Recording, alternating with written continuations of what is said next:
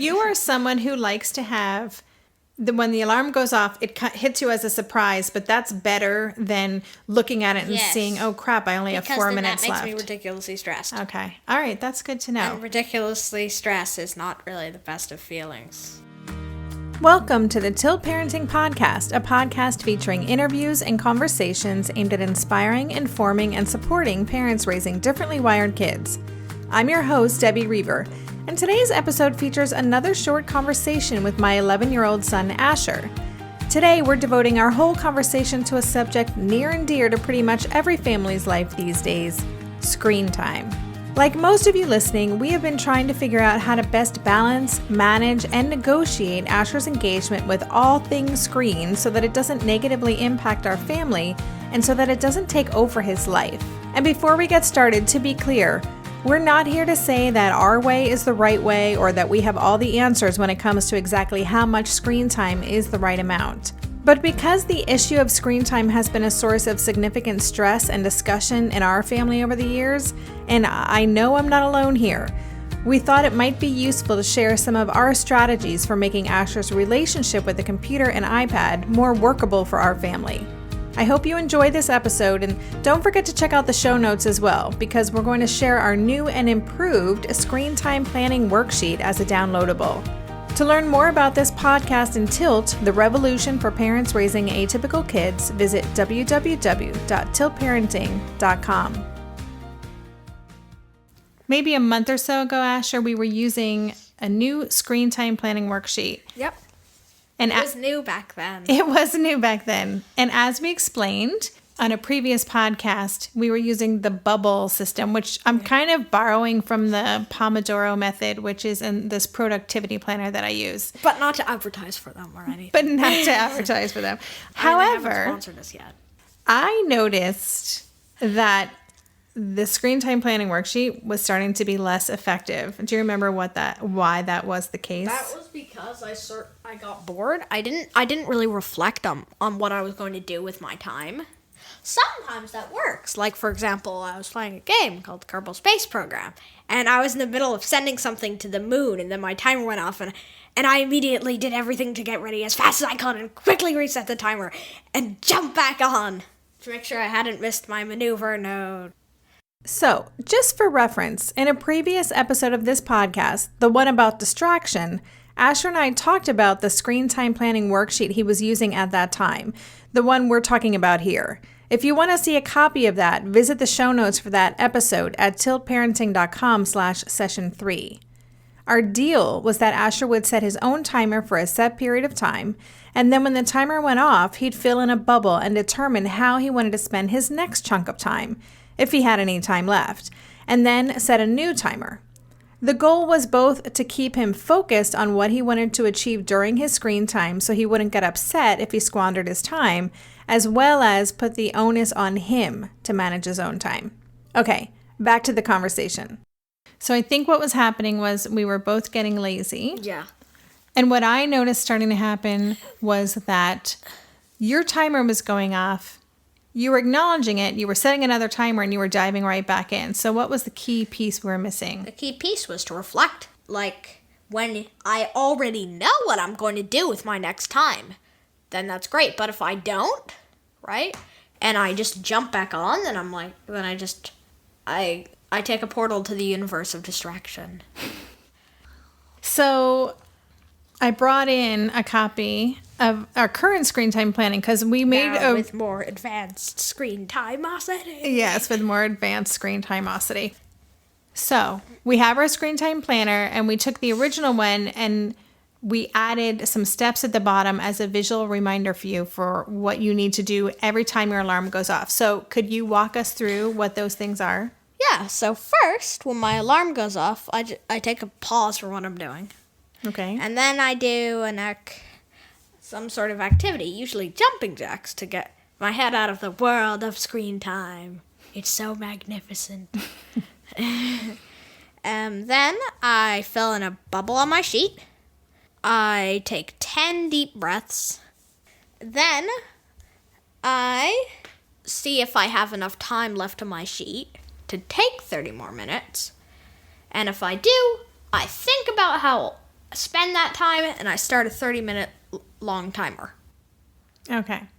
So that is like the whole system for what happens in between these 30-minute chunks. Yeah, that's the important part. We just added this to the screen time planner about 3 weeks ago.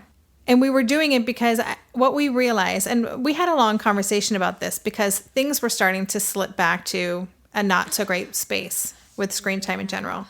And so we had like an emergency meeting, right? Yeah. And we were like, hey, these old screen time planners worked. Maybe we could revise them and improvisate them. Right. And I think what I specifically remember a conversation where we realized this will work. Yes. Right? I mean, I have to form a habit, which I'm forming. Right? But it works. And we're going to keep using this strategy until it stops working. Because that's what you do to strategies. So, yes, I would say I agree that it is working for now. Do you feel like you are actually forming like new habits? Yeah, definitely.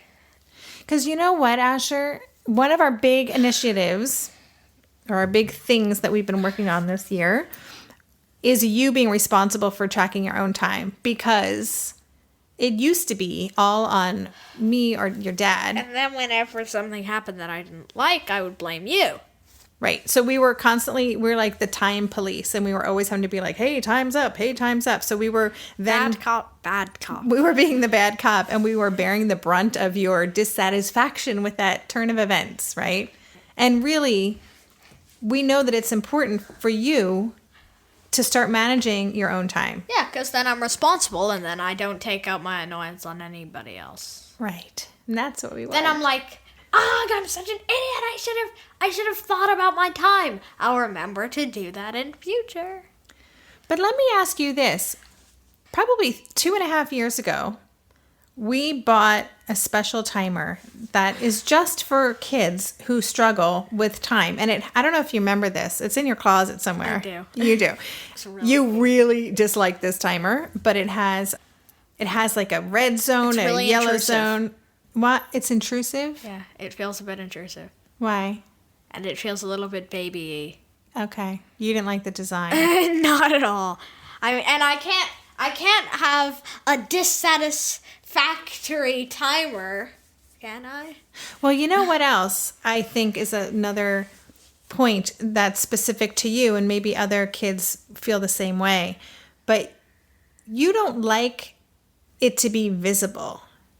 So yeah, because that makes me really ridiculously stressed. I'm like, oh crap, am I going to be able to finish this in this much time, because I was planning to spend the next time on this, and then I spend the whole thing stressing out instead of actually doing what I meant to do. And I'm like, it all happened like I thought it would. Now I have to take extra time into this so I can finish this, and it just completely throws me off. So you get really anxious about time. Because I'm like, oh crap, I have to finish launching this rocket so I can watch this video. That was really funny. So you are someone who likes to have when the alarm goes off, it hits you as a surprise, but that's better than looking at it and seeing, oh crap, I only have 4 minutes left. Because that makes me ridiculously stressed. Okay. All right, that's good to know. And ridiculously stressed is not really the best of feelings. No. So that's why the visual timer didn't work for you. That makes perfect sense. Especially not when you're using a limited commodity. Right. Otherwise known as screen time. Yeah. Okay. All right. So do you feel like this is getting easier? Like this whole routine? Definitely. Okay. It's awesome. I would concur. I would say that I do forget occasionally. Like once I was doing something with alarm. Today I was doing something with alarms and my timer went off and I didn't hear it because I was like previewing alarm sounds for something that needed alarming. And it was like, it's like, no, I don't like that sound. It sounds like there are 2 alarm sounds going off at once. I'll listen to this one. And then by the time I listened to the next one, then my first alarm had stopped. And then I was like, and then later I looked at it and it was like, why? And then I crossed off 45 minutes. Yeah, you took responsibility for that time, which I think is great. Yeah. It's not like, it didn't get timed, so it doesn't count. Okay. I'll just fill in a half hour and be really No, you're being very responsible with your time. I have noticed a big difference, and I would say, I think this is working. You have asked me, when we had our emergency meeting, you asked me to help support you in remembering to do these steps, like the taking 10 deep breaths and taking a pause and all of that. And so what I've been doing sometimes is setting my timer at the same time, and then I just kind of... Oh, you're so smart. Well, I have my tricks, but that way, even if I'm working in another room or doing something else, I am aware of what's happening, and if a few minutes past that timer go off, I can just poke my head and say, hey, what's going on? And then you'll realize, oh, timer should have gone off. Oh my goodness. It's really not that dramatic. Why me? So I feel comfortable doing that because that's not me pestering you, but that's me kind of being your backup, because I feel like if you can really form this new habit, it's going to just get easier and easier, right? Right. But now my face hurts. Why? Because of all the dramaticness. Oh my gosh. The dramaticness. Okay, so moving on. I think we'll probably do more of these conversations about screen time. And actually, we have another one we're going to talk about on another episode, because this is like probably the number one struggle that most families with kids, whether they're differently wired or whether they're as neurotypical as can be, screen time is a huge challenge. So I'm hopeful that these strategies are helpful for other people. Do you have anything that you want to add before we say goodbye? Can you keep the part with the dramatosity in the podcast?